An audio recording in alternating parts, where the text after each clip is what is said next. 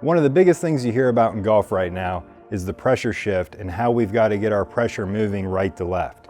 And that's definitely true in the golf swing.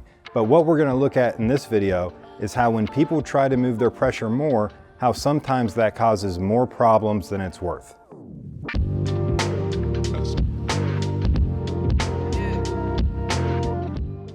So one of the hardest things about moving our pressure is that we have to separate the idea of pressure from mass. And that's where I think a lot of golfers run into issues when we start talking about horizontal or towards and away from the target force and how we move towards and away from the target with our body. So when we're talking about moving pressure and the towards and away from the target plane or the frontal plane, what we're trying to figure out is how do we move the pressure, quote unquote, right to left across our body without getting our body into too much side bend and tilt. That's really where we got to figure this out. So trying to take a simpler look at this, what we first have to understand when we're talking about horizontal force or towards and away from the target is that what makes this complex for a human being is that we have one spine and we have two legs on either side of it. So when we start talking about the idea of the basic structure of the body, we have a spinal column in the middle, which is going to do all the twisting for us, right? We want to get our spine to twist and extend. That's what we're really looking for here. But how do we do that? Well, we have to push with each leg in an opposite and equal manner on this spinal column to load it opposite and equal. That's how we have to create a twist or a torque in the golf swing. So what we're going to take a look at is how we've got to use both legs to create a pressure shift that's going to work in your favor and not lead to excessive side bend and tilt. Okay, so we're talking about horizontal force and we're talking about how that relates to our pressure shift. So what we're going to look at here is our pressure using the downshift board, which is a great product that you can pick up on your own and do some great pressure training with this. I really love how this device works. And we're going to go ahead and use the mobility stick here to kind of use this as a frame of reference. So like we said, what we're really trying to do here is we're trying to keep from creating too much tilt, right? Too much tilt, side tilt in the spine. We don't want to get the spine, the bottom of the spine, moving opposite to the top of the spine. That's going to create a lot of weird geometry within the arms that we're going to have to account for with wrist angles. So we want to simplify this instead of make it more complicated. So moving from the uncomplicated to the simple, what we want to think about here is how do most people get in trouble when they try to move their pressure away from the target? Well, what we tend to see on the force plates is that most people, when they get in their posture and they're told to start left and move this board to the right or press it down on the right side, what we tend to see is that the heat map underneath their trail heel gets really red, showing us that the pressure is going down into their trail heel. So the thing is that not only are we moving the pressure to the right, but we're also moving the mass to the right, and we're actually lowering the body into that heel and moving the trail glute away from the ball or away from this stick. So if I grab this mobility stick with both hands and kind of try to keep my spine aligned with the mobility stick, and I start left and I try to put this right down into my heel, we can feel that we're moving away from the stick.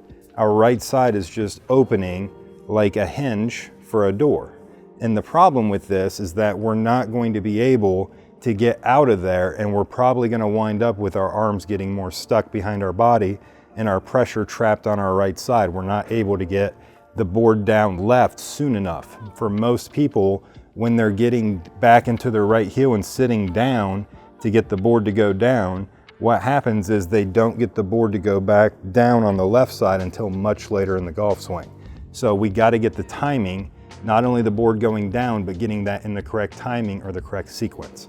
So looking again at what we can do to kind of correct some of this, right? We said that the biggest fault we see is people moving towards the heel and moving away from the stick. So what I'm going to do this time is, instead of feeling like I'm trying to twist my right side clockwise and open, right? We want to try to actually twist our right side more counterclockwise and close. So I'm going to feel like I twist my right side more towards the stick, and we can see that I'm not actually getting any closer to the stick, and I'm still getting that board to go down right. And I can tell you that the sensation that I'm getting is I feel much more pressure on my trail side under the cuboid of the trail foot, doing it twisting in towards the stick, than I do sitting down into my heel. Because once again, when I'm sitting down into my heel, I'm not activating this leg and creating an action force into the ground. I want to instead feel like I'm twisting in, which gets me to apply pressure downward in an action force kind of way. And now once I've created that pressure down on the board on the right side, now I'm much more able to turn and load the right spiral line of the body. And now I've created a nice and stacked spine. My spine is still very neutral. So now we can see that I've gotten my center of pressure to move underneath my trail foot while my mass is still stacked up and neutral.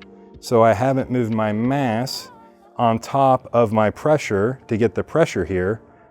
I've actually felt like my pressure has twisted counterclockwise into the ball of the foot or in the cuboid. And then from here, I can twist the upper body much more without creating a lot of side bend and tilt within the spine, and I can feel that extension within my spine. So the nice thing is that from this position here, because I'm not side bent or stacked over here like this, now I've created this nice moment arm between my center of mass and the center of pressure and the center of mass. So now all of a sudden I've got somewhere to where I can accelerate this golf club to, while I put that board down on the left, so my timing's much better there. And now I can actually keep that board down. And once again, I feel like I worked more counterclockwise here, and now I'm able to rotate much more freely, once again, keeping the body nice and stacked. So what we want to do with our pressure shift is we don't want to get our upper body moving counter to our lower body. We want to get our body moving in a sequence to where we create a nice spiral around the one spine. So if we think about this, I'm going to twist counterclockwise to get to the right, counterclockwise to get to the left, and we can see now I'm not moving away from my stick in the middle and creating that pressure shift. And now once I've got my lower body set, I can twist away, and then once I've got my pressure set, I can twist away. So we can see that's a lot better way to keep the spine stacked using both legs equally and opposite. So if you have any questions about this at all, please let us know in the comment section, and make sure to subscribe to this channel so you never miss another one of our videos. And until next time, keep grinding.